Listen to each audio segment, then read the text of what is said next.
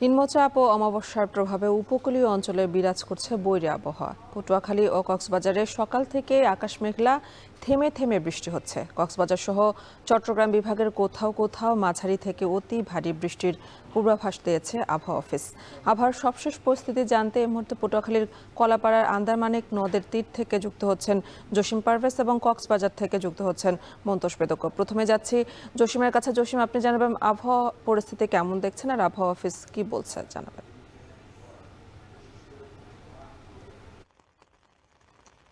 আপনি দেখতেই পাচ্ছেন এখন কিন্তু উপকূলীয় অঞ্চলে গুড়ি গুড়ি এবং মাঝারি ধরনের বৃষ্টিপাত হচ্ছে এবং আকাশে গাঢ় ঘন মেঘ সঞ্চালনশীল রয়েছে এবং মেঘে মেঘে বৃষ্টিপাত হচ্ছে।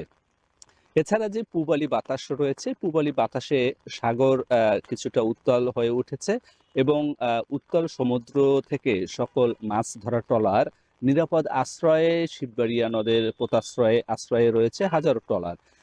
এতে বন্ধ রয়েছে মাছ শিকার বঙ্গোপসাগরে। এছাড়া যে অন্যান্য নদ নদী রয়েছে সে সকল নদ নদীতেও কিন্তু অস্বাভাবিক জোয়ারের পানির উচ্চতা বেড়েছে। স্বাভাবিক জোয়ারের চেয়ে ৩ থেকে ৪ ফুট পানি বৃদ্ধি পেয়েছে। এতে নিম্নাঞ্চল প্লাবিত হওয়ার শঙ্কা রয়েছে।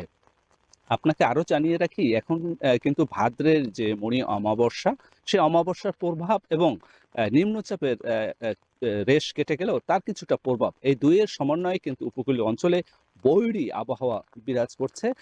এতে এখানকার যে কৃষকদের সঙ্গে আমরা কথা বলেছি, তারা বলেছে এখন আমন ধান চাষাবাদের মৌসুম চলছে।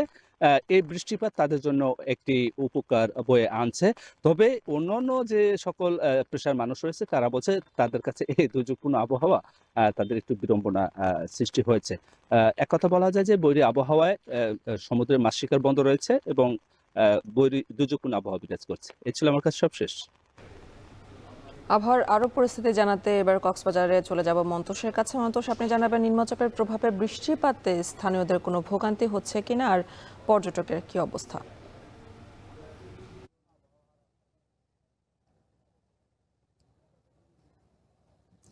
সকাল থেকে কিন্তু থেমে থেমে বৃষ্টিপাত হচ্ছে এবং আবহাওয়া অফিসের পক্ষ থেকে যে সতর্কতা সংকেত জারি করা হয়েছিল সেটি তুলে নেওয়া হলেও এখন মাঝারি থেকে ভারী বৃষ্টিপাতের পূর্বাভাস কিন্তু দিয়েছে আবহাওয়া অফিস এবং এর প্রেক্ষিতে আমরা দেখছি যে কক্সবাজারের সাগর উত্তাল রয়েছে, নদ নদীর পানি বৃদ্ধি পেয়েছে।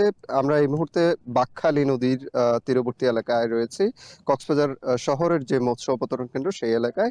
এখানে কিন্তু বিপুল সংখ্যক নৌকা, মাছ ধরার নৌকা, এইসব ট্রলার কিন্তু ফিরে এসেছে এবং এই জায়গাটিতে আসলে নিরাপদ পোতাশ্রয় হিসেবে এই জায়গাটিতে আশ্রয় নিয়েছে এবং এখানে আমরা যেটি জেলেদের সাথে কথা বলে যেটি জানতে পেরেছি, তারা যেটি বলছেন যে গত কয়েকদিন ধরে আসলে সাগরে উত্তাল পরিস্থিতি বিরাজ করছে এবং বৈরী আবহাওয়ার কারণে আসলে অনেক ট্রলার সাগরে যেতে পারে না। এই কারণে আজকে সকাল থেকে এখন পর্যন্ত একটি ট্রলারও কিন্তু এই অবতরণ কেন্দ্রে আজকে নোঙর করেনি, মাছ ভর্তি ট্রলার। সেই কারণে একেবারে এখানে যে পন্টুন রয়েছে সবখানেই একটা শূন্যতা কিন্তু বিরাজ করছে এবং আমরা দেখছি যে এই নদীতে শত শত ট্রলার নদীর বিশাল অংশ জুড়ে কিন্তু নোঙর করে রাখা হয়েছে এবং জেলেরা অনেকটা অলস সময় এখানে পার করছেন এবং আবহাওয়া পরিস্থিতি কিছুটা যেহেতু বৈরী, আজকে পর্যটকের উপস্থিতি খুব বেশি নেই এখানে।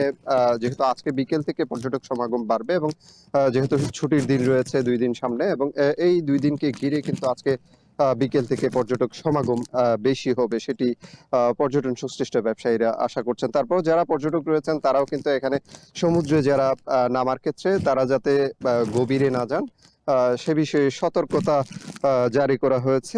লাইফগার্ডের পক্ষ থেকে কিন্তু তাদেরকে সতর্ক করা হচ্ছে তারা যাতে গভীর সাগরে না যান। সব মিলিয়ে কিছুটা বৈরী যে আবহাওয়া পরিস্থিতি, ভারী বৃষ্টিপাত না হলে এখন পর্যন্ত যে পরিস্থিতি সেটিতে এখানে জেলেরা যেমন আশঙ্কার মধ্যে রয়েছেন, তারা যেটি বলছেন যে গত কয়েকদিনের যে পরিস্থিতি সেটি যদি আবার কোনো কারণে অবনতি হয় সেক্ষেত্রে তারা কিন্তু এই যে পরিস্থিতি এটির কারণে কিন্তু আরো ভোগান্তির শিকার হবেন এবং সেক্ষেত্রে তাদের যে মৎস্য আহরণ সেটিও কিন্তু বিঘ্নিত হবে। এই ছিল কক্সবাজার থেকে সবশেষ। পটুয়াখালী এবং কক্সবাজারের আবহাওয়া পরিস্থিতি নিয়ে জানাচ্ছিলেন সহকর্মীরা।